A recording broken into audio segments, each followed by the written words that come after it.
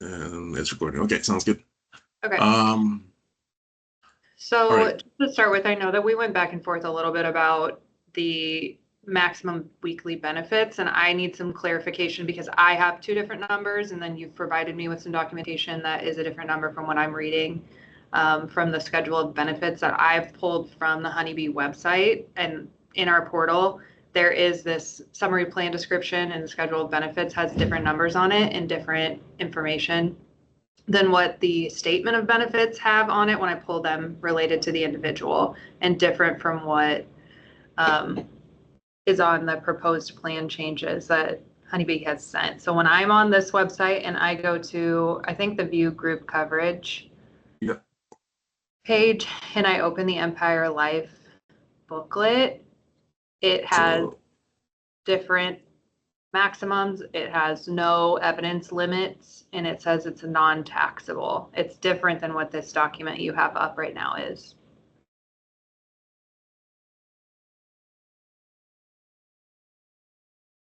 Do you recall what page it was by It's on chance? page 7. Page 7. Okay, just to make it faster. Okay. Yeah, so here it's got that maximum benefit of 2,000. It has no evidence of insurability required, and it says that the provision is that it's non-taxable.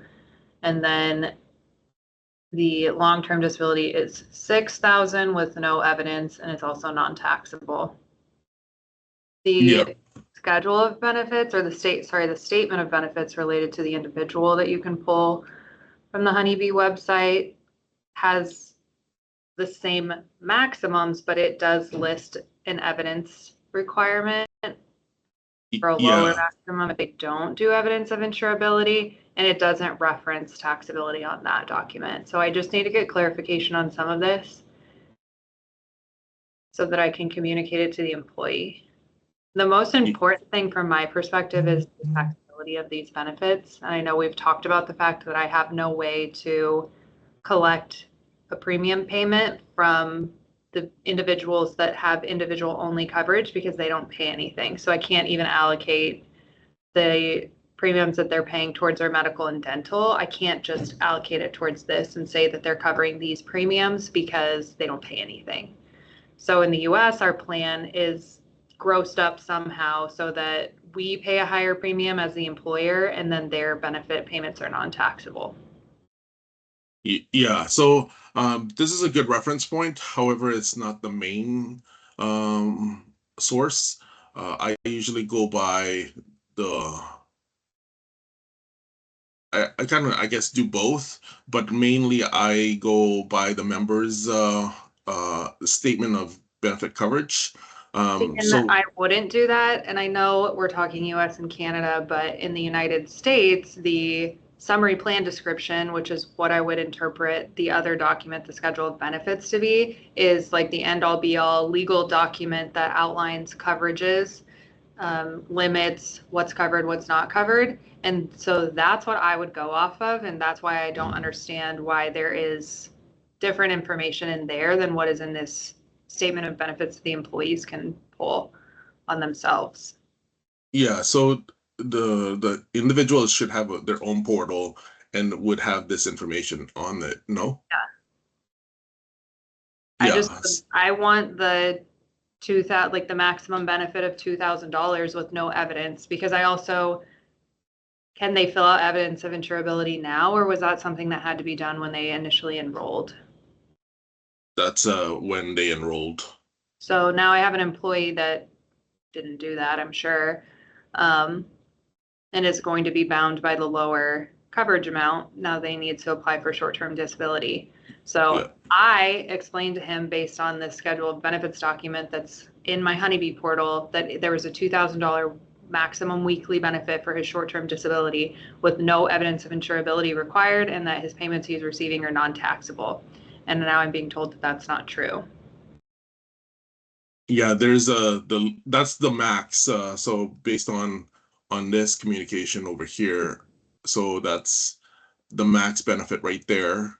Yeah, with no evidence of insurability required. Yeah, I see that over here. So However, like with this, so for example, like who's the individual that we're speaking of? Fabian, Oh, last name starts Fabian. with an H. It's like Hairmeyer.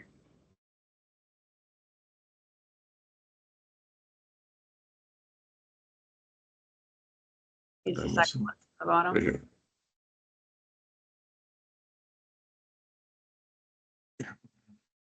Yeah. It's just trying to pull the stuff. It takes a really, really long time to pull these newer people for some reason. The ones that have been here for a while, like if you pull Yan's, his comes Yeah. right away. But all these newer people, it takes like 20 minutes. Oh wow. Okay.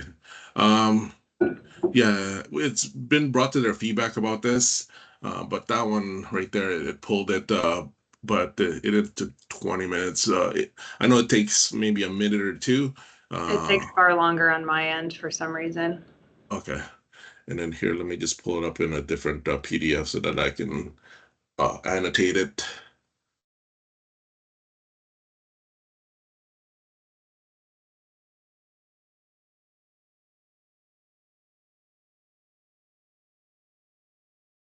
All right, so yeah, this one is Fabian's exact one. So right there. And then if we go by the short term and long term, it's usually the last page.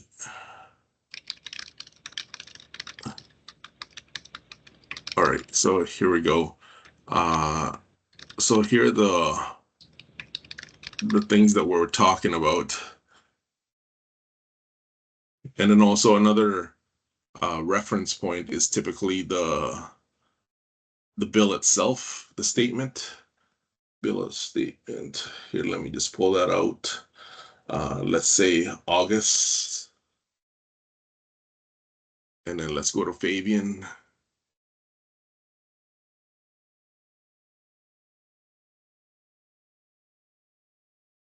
Uh,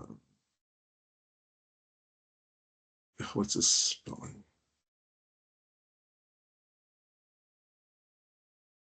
Uh, is that how you spell It's Fabian. it? FAB. Yeah. That should be. All right, here we go. And then also right here, there's the long term, and then here's the short term. Yeah, I can see that. I want an explanation from Honeybee about why I have two documents with two different coverage amounts, I guess, would be at the end of the day what I'm looking for, because I have a benefit booklet from their website that is an explanation of what my employees have for coverage, notwithstanding a calculation based on their actual wages. I understand what's paid to them is different, Yeah, but I have this booklet, schedule of benefits, that has maximum benefits which align with this statement of benefits the employee has, but it says that there is no evidence of insurability required and that the benefits are non-taxable. So I would like to understand from Honeybee why this information is different. yeah, for sure. I can relay that information, inquire about that. And then, yeah, typically, basically, this one is your like generalized, and Mm-hmm. then the statement of benefits is specifically to that individual. Yeah, I understand. Like if some say Fabian is 67 years old, then that would be more customized to him. The statement of benefits would give a more realistic, weekly maximum reduced for his age.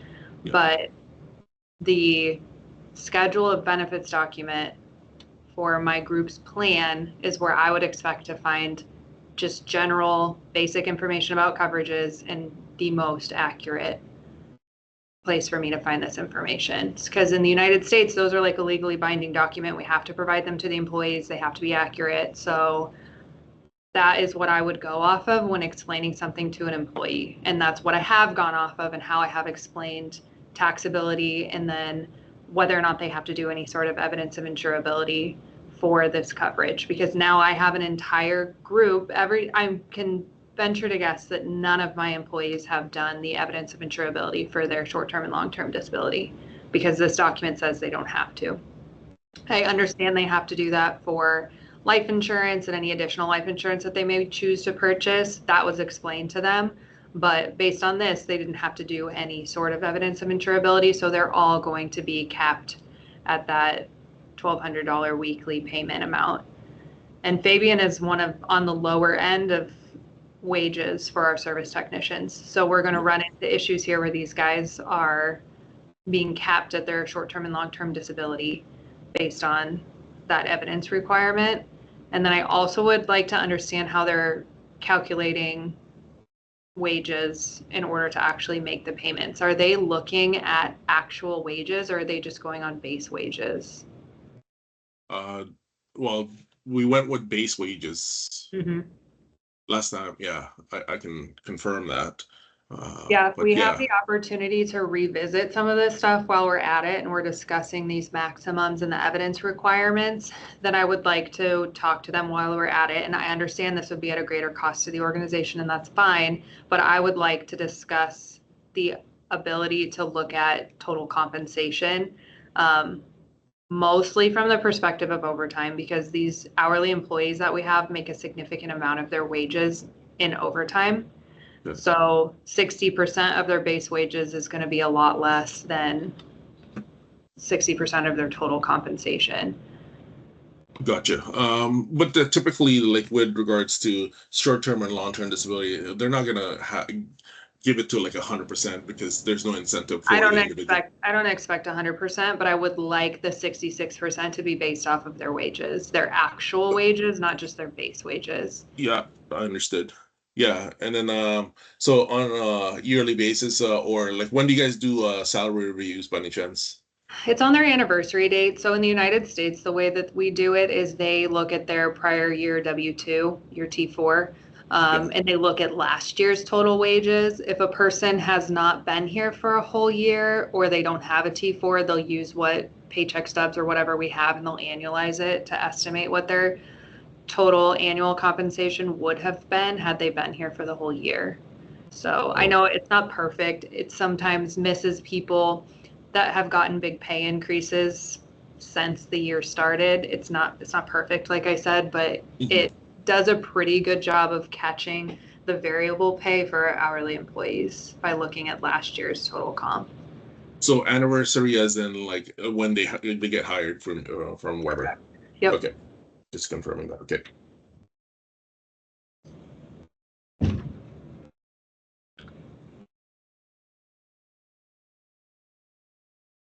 All right. So yeah, definitely I could relay that information to them. Okay.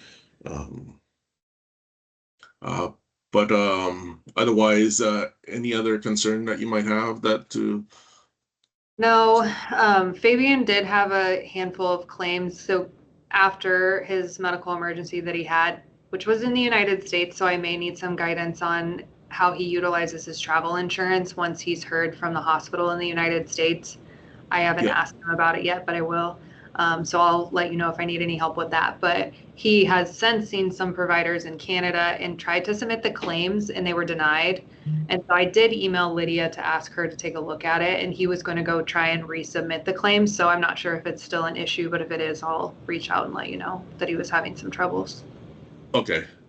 But otherwise, Um, I don't have anything else. Also one thing, because Green Shield and Honeybee is doing a reshuffling. So Lydia will be moving. We won't be getting her anymore. She will be replaced by Christopher Smith, I believe, Oh, okay. is the full name. But it's still going to be that generic email address. But they're usually he's the designated person, but it's a team effort because if somebody's away or sick, somebody can jump in basically. Okay. So not a problem on that. Okay. So typically, if somebody's on claim, especially out of country, um, sorry, let me just so that I can annotate it again.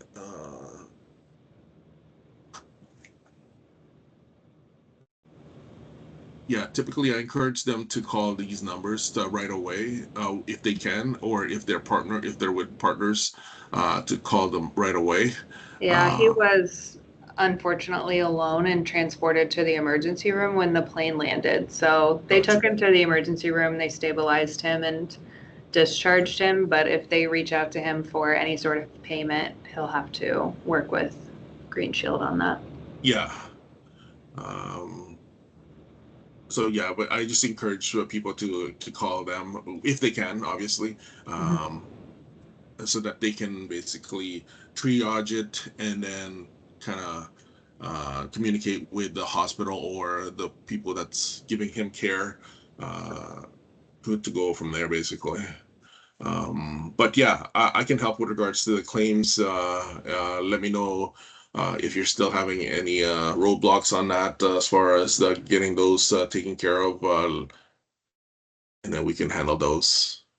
And Okay. then if and also with regards to communicating uh, with customer care, if you could copy me on those so that I'm in the loop, so that I can follow up if I need to in the back end if they're taking a little too long. So yeah, just keep me in the loop of the communication so that I'm in the know as well too, so that I can follow up as well. Okay.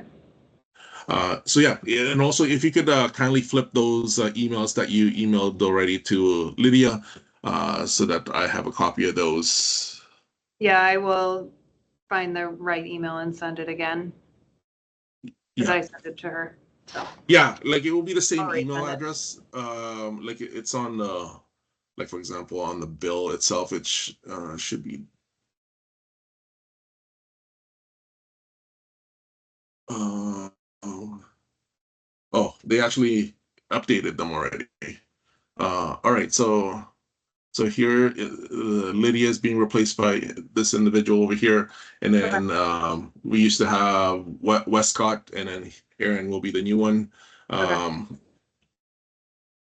I'm sure down the road, because Green Shield bought out the Honeybee, and then they let it go for maybe 2 or 3 years, like just as is status quo. But now it's slowly transitioning to Green Shield, like taking over.